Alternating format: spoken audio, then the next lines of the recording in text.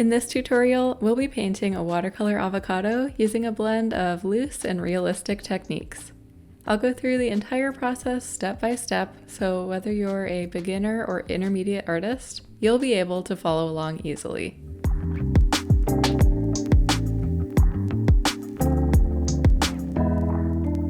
First up, let's take a look at the supplies I'm using in this tutorial, starting with Legion Stonehenge 100% cotton cold press paper, Princeton Velvet Touch round brushes sizes 4, 6, and 8, a variety of green and brown shades from my Decadent Pies and Woodlands palettes from Art Philosophy Watercolor Confections, but feel free to use any similar colors you have available to you.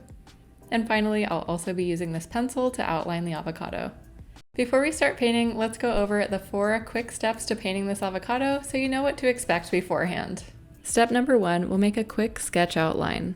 Luckily, avocados have a super simple shape, so don't worry if you're not very good at drawing. I'm not either. Number 2, we'll paint the green layers, starting light and working our way darker as we near the outer edges. Number 3, we'll paint the dark brown skin of the avocado, and we'll do our best to give it some of that rough texture using a dry brush technique. And number 4, we'll paint the seed of the avocado, making sure to leave some lighter value areas for the highlight. I'm going to go ahead and start sketching a rough outline. You can really sketch yours however you'd like. Avocados come in a variety of shapes and sizes, but in general, they're skinnier towards the top and have more of a rounded bottom. Now I'm adding a bit of a curve here along the edge for the skin. This will just help it look more rounded and 3D. And the final step is outlining a circle in the middle, and that's where the seed is going to go. Remember, we'll be painting on top of all of this later on, so don't worry too much about having the perfect sketch. Now we can start painting our green layers of the avocado. So when you're working with watercolors, you have to start lighter and then ease your way into your darker layers. To get a lighter value of a color, you just need to add more water into your mixture, and to get a darker value, you'll use less water, more pigment. So starting with a very light value of my green, I'm just going to start applying a very thin base layer to the green section of my sketch. We'll be adding additional layers on top of this using the wet on wet technique. So when you apply this first layer, just make sure it's nice and even. You don't want any puddles or pools forming. We want our additional layers to go on nice and smooth. For the next layer, I mixed up a slightly darker value of green, and I'm just going to start applying that to the outer edge. As I mentioned earlier, we're starting light towards the middle or the seed of the avocado, and then we're getting darker as we work our way outwards. So just start applying that around the edge, and since the bottom layer is still wet, you'll see a little bit of bleeding and blooming between those colors, which is totally fine. That's all part of the loose style watercolor painting.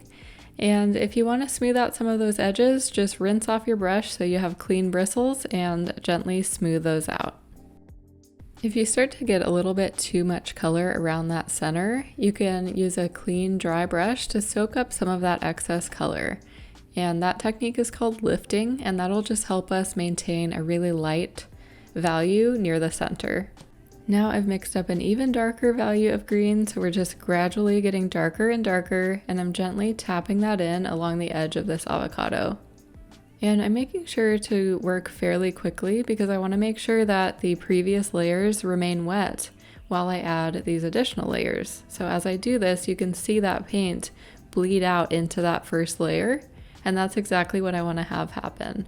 It does take quite a bit of time and practice and water control to get the hang of the wet on wet technique, so if it's your first time doing it, try not to get too frustrated. As I put each layer down, you can see I'm gently blending or feathering that out. So all you have to do for that is rinse off your brush so you have clean, damp bristles, and gently just work your way around blending out those lines so that they're not too harsh.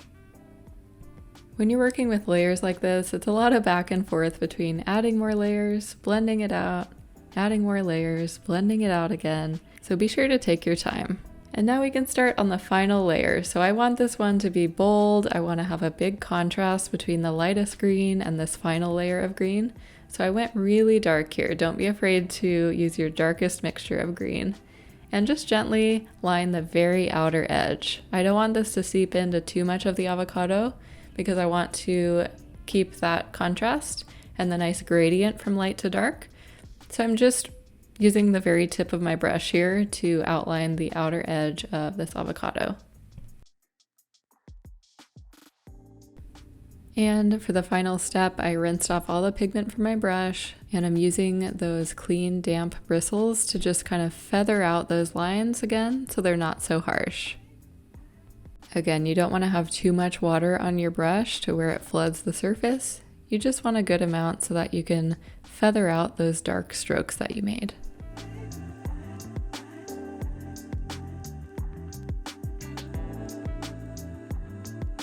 Once everything is dry and you're happy with how the green section of your avocado looks, we can move on to painting the outer skin area. And just like we did in the last part, we'll start with a very light value of brown and then slowly add in those darker values for the shadows. When I'm working on my watercolor paintings, I really like to incorporate a range of tonal values because that's what really helps bring your painting to life. So let's quickly take a look at these two paintings. This is actually one of the projects for my recent online class called Intermediate Watercolor Techniques. And you can see the one on the left has no variation in color values. And as you can tell, it looks flat, it looks dull, it's not very exciting. Whereas the avocado on the right has a range of tonal values. It has highlights, shadows, texture, and it really just pops off the page. I got a little sidetracked there, but I really just wanted to explain why we're adding so many layers and why we're working from light to dark instead of just blocking in one solid color at a time. But anyways, let's get back to painting the outer skin of this avocado. And our process for this will be actually very similar to how we painted the green section. So we'll start with a very light wash of brown, and I'm just filling the entire surface, making sure it's pretty wet, but not too wet to where it's pooling. Because again, we'll be adding more and more layers on top. And now I'll go in with a darker value of brown. So I'm going quite a bit darker here. And I'm just gonna start adding in that dark brown value along the outer edge and the inner edge of the brown section. I want this to look very 3D and rounded. So I want to maintain a light value in the middle for that highlight where the light would be hitting it. But I want those dark shadows on either side of it. So I'm just going to go back and forth between tapping in some of those darker values and then using a clean brush, just like you can see here, to blend it all out. So just take your time, add in those darker shadows, smooth it out, add in more shadows, smooth it back out, and just make sure you're not filling the entire surface with a deep dark brown. You do want to maintain a little bit of that light value for the highlight.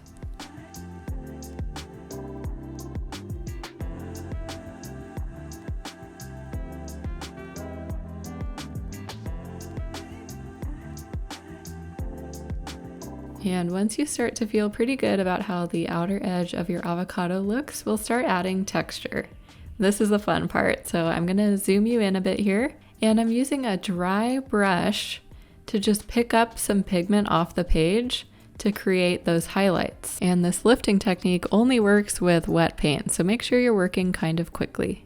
And now we'll do the exact opposite. So I'm still using a dry brush, but I picked up some really dark pigment. I added some black into my brown, and now I'm just gonna start gently tapping in some additional texture here on top of those light spots. And you can see that texture really start to form. So this is a dry brush technique, and we're just kind of stippling on that dark brown. Now we're on to the final step of the painting, which is the avocado seed. So again, I'm gonna start light. I have a kind of caramely warm brown, and I'm just going to apply, again, a very light wash for this first layer. And I really want to accentuate the highlight here, again, to make it look more realistic, more 3D. So I'm leaving that right section completely white. So having that white of the paper show through will allow us to have a really strong highlight. And now, again, I'll use the wet on wet technique, picking up some darker values of that same brown and just starting to tap it in.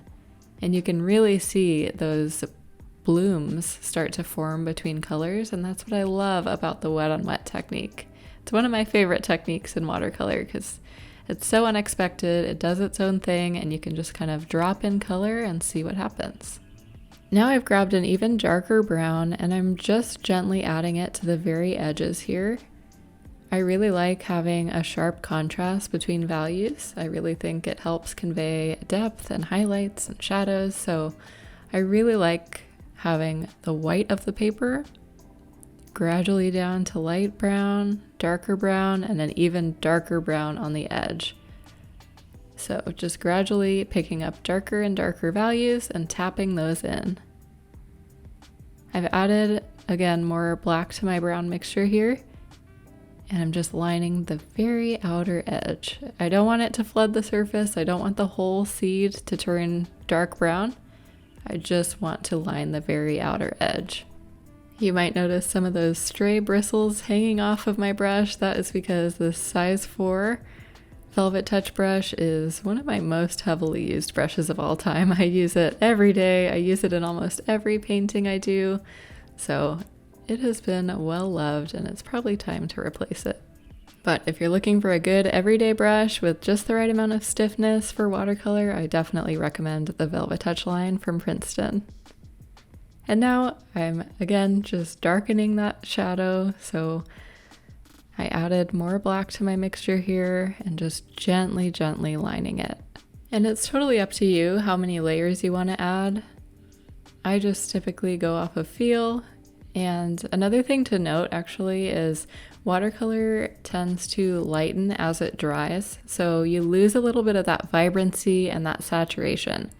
So you can see here I'm adding even more texture because once things start to dry, I just like to go in with a final layer and just deepen all the colors, add a little bit more texture. And so I encourage you to just take a look at what your painting needs and add those final touches until you're happy with the outcome.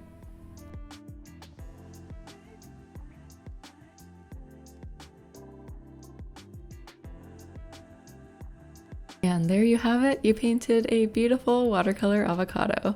I mentioned this earlier, but if you are interested in taking your watercolor skills to the next level, I recently launched a class that is full of intermediate techniques that will help take your artwork from good to great. Inside that class, we cover tonal values, blending, layering, lifting, water control, and we complete several step-by-step projects and exercises along the way. I'll have that class linked down below as well. I hope you enjoyed this tutorial. Thank you so much for painting alongside me. If you have any questions, be sure to let me know down below in the comments, and I will see you next time.